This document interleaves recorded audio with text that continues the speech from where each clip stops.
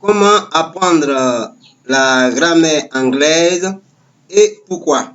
C'est un aperçu général de l'atelier de formation. Vous pouvez envoyer votre SMS au 225 05 55 60 85 21 ou 225 05 85 63 30 98. Rien que par SMS. La grammaire anglaise. La grammaire anglaise était un ensemble de règles qui expliquent comment construire correctement des phrases. C'est très important. Donc, ça dit que comme on doit construire des phrases en anglais, toutes ces bases de connaissances-là, et ça on parle de grammaire, on met ça ensemble. Donc, à quoi va servir la grammaire? Elle aide à parler correctement, à écrire correctement et à comprendre les autres. Sans grammaire, les phrases peuvent devenir confuses ou incorrectes. Bien, l'explication est simple. La grammaire montre où placer les mots, comment utiliser les verbes, le temps, les pronoms, les articles, les questions, etc. Exemple simple. Phrase correcte. She plays football every day. Phrase incorrecte. She plays football every day. Pourquoi? Parce que en anglais, avec I,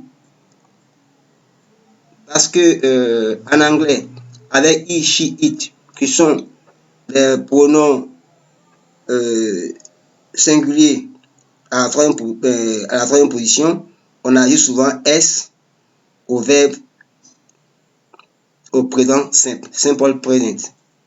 We use S at the end of the verbs.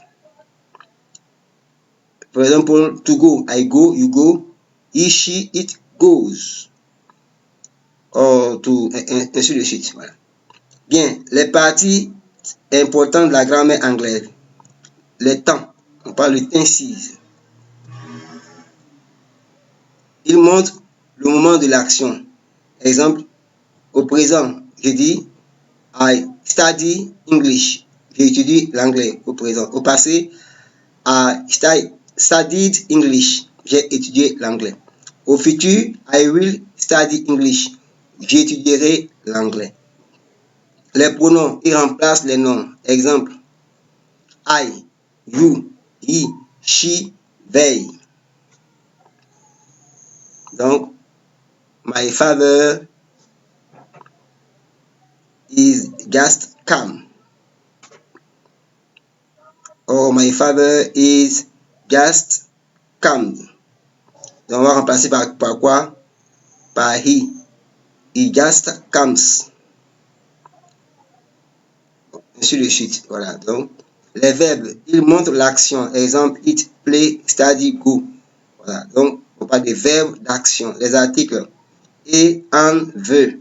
Voilà. Il y a les articles en anglais. Tout ça, c'est partie de la grammaire. Exemple, a book, est né pour le ticket, c'est les articles.